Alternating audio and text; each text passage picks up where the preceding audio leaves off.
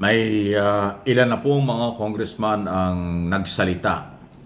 Si Congressman Jinky Luistro ng 2nd District ng Batangas, isang abogada, okay, na napapanahon na daw at hindi daw po masama na tayo ay bumalik uli as member ng International Criminal Court o ICC. Maging si Congressman Ortega ng La Union ay nagpahayag na para sa kanyang personal na paniniwala, hindi naman masama. Dahil tayo nga naman po ay dating member ng ICC na umalis lang tayo ng panahon ni dating Pangulong Duterte.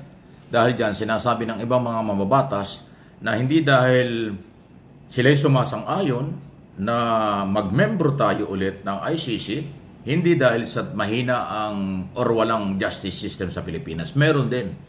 Pero ito isang pagkakataon sa akin din pong paniniwala na magkaroon ng opsyon, pagkaroon ng pagkakataon ang mga Pilipino na kung meron silang gustong iparating sa International Criminal Court, lalo na ho sa isyu ng paglabag sa karapatang pantao, ay pwede lang dalhin doon. Kaysa sa dito, kasi sa atin napakatagal ng paghahanap ng hustisya, kung minsan po napupolitika pa, kaya po laging kawawa ang mahirap. Hindi na ibibigay ang tunay na karapatang ng kanilang pagkatao dahil nga sa walang impluensya at walang pera. Dahil dyan, ang International Criminal Court ay isa ho sa makapagbibigay ng hustisya dahil sila ay nakapokus sa isapin sa isyu ho ng karapatang pantao sa buong mundo. Although sinasabi ni Congressman Erwin Tulfo na hindi na tayo kailangan mag-member dyan kasi ang Amerika naman hindi member Hindi naman ho pinag-uusapan ng gano'n Bakit ba lagi tayong kukopya na lang? Kung ayaw ng Amerika mag-member niya, tayo hindi na rin. Hindi. Kasi sa Amerika, mabilis ang justice system. Kahit sino pinapanagot doon. Walang palakasan doon. Ay dito sa atin, karamihan dito, palakasan Kaya ang mahirap, lalong nagiging kawawa rin sa atin. So, hindi naman masama. Ang tagal na nating member ng ICC, wala naman tayo naging problema Nagka-problema tayo nang tayo umalis sa ICC dahil yung mga naging biktima ng di umano'y human rights violation ng Duterte administration sa war on drugs, ayun ang nangyari. Hindi sila nabigyan ng hustisya dito sa korte sa Pilipinas. Nung magpunta sa International Criminal Court, ayan, hindi pa tapos hanggang ngayon. Noong 2018, ay nagsimula na hong mag-withdraw ang Pilipinas para hindi maging member ng ICC. Na-approval lang ito noong 2019. So mula 2019, hindi na tayo member ng ICC. Kaya sa akin pong personal na pananaw at opinion, hindi masama itong idea ng ibang mga congressman na tayo ay mag-member ulit. Wala namang mawawala Katunayan, makakatulong pa ito. Kasi nga yung paghahanap ng hustisya, pwede nating iparating sa International Criminal Court sa issue ng human rights. Doon lang naman sila nakapokus sa human rights violation. Kasi tabi na, hindi naman kaya talagang ibigay ng Commission on Human Rights. Kasi kulang sila ng manpower, kulang sila ng power, kulang din sila ng pera para bantayan ang buong Pilipinas. Just imagine, meron tayong 115 milyong Pilipino. Tapos yung manpower ng Commission on Human Rights, kakaunti.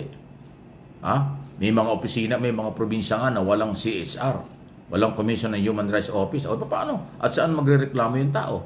Alam nga namang nasa tawi-tawi ka, nasa sa malayong lugar ka, naging biktima kang karapatang pantao, wala kang ang pera, kulang ang pagkain nyo. Saan ka paano ka pupunta ng Maynila para magpunta sa Commission on Human Rights? Totoo yan Maraming probinsya, hindi kilala, hindi alam kung ano yung Commission on Human Rights. So hindi nila kayang gampanan. Ginagawa nila ang kaya nila, sa abot ng kakayan lang, kasi kulang ng pera, ng manpower, at saka opisina. Diba? Ngayon, kung mayroong International Criminal Court na pwedeng puntahan ng mga biktima, di mayroong makakatulong. At legal naman ang International Criminal Court sa pagbibigay ng hustisya sa mga tao sa buong mundo, hindi lang Pilipino. So palagay ko, kung aaraling mabuti at huwag haluan ng politika, palagay ko, tama lang na bumalik tayo as member ng ICC. Yung nagsasabi yung ayaw natin ng ICC kasi DDS kayo. Yung mga ayaw ng ICC kasi hinahalo agad niya ng politika. Kayo kaya ang maging biktima ng karapatang pantao at wala kayong malapitan at hindi nyo makuha ang karapatan ninyo. Palagay ko maiisip nyo, mag-ICC na rin tayo, baka doon may pag-asa. Hihintayin pa ba ninyo? Hihintayin pa ba natin mga Pilipino na kayo'y makaranas naging biktima ng karapatang pantao bago magkaroon ng ideyang okay pala ang ICC. Aba, hindi natin kailangang hintayin pa yung problema. Dapat prevention, dapat naaagapan. Totoo, meron tayong justice system. Totoo, meron tayong mga batas, pero napakabagal. Inaabot ng 10 taon, 12 taon bago matapos ang isang kaso. Ay sa ganong katagal na trial, kung wala kang pera, mahirap kang Pilipino, ay talagang magsasawa, hindi ka na magreklamo. Wala kang pambayad sa lawyer, wala kang pamasahe papunta sa korte, wala kang panahon para magpunta sa korte ng 12 taon o 10 taon sa trial. Kakayanin mo ba yun? Hindi. Titiisin mo lang kahit na argabyado ka. Kasi nga, mabagal, mahirap ang hustisya sa ating bansa. Ngayon, kung mayroong International Criminal Court na pwedeng lapitan, aba, hindi gaanong magastos siguro yan. At mabilis na mabibigyan ng hustisya ang mga Pilipino at mga pobreng Pilipino, mga maralit ang tagalusod, malihirap na Pilipino, pasintabi na nakadalasan biktima ng human rights violation. Wala namang nagiging biktimang mayaman. Sa tingin ba ninyo, may mga Pilipinong nakatira sa mga exclusive subdivision, nakatira sa mga exclusive na mga eskwelahan, mga nakakotse ng mga luxury car na nagiging biktima ng human rights violation? Wala. Sila yun ang may biktima, malamang.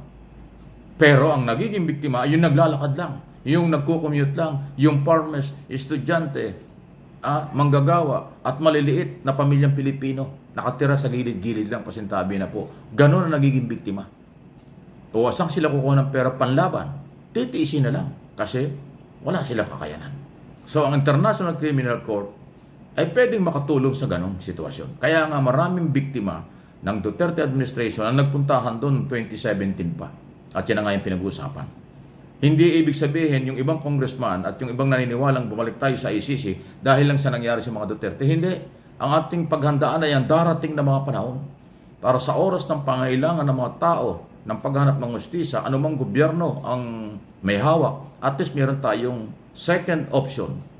Pangalawang pagkakataon, lugar na pwede nating lapitan at matulungan tayo. Di ba? Hindi masama yun. Ha?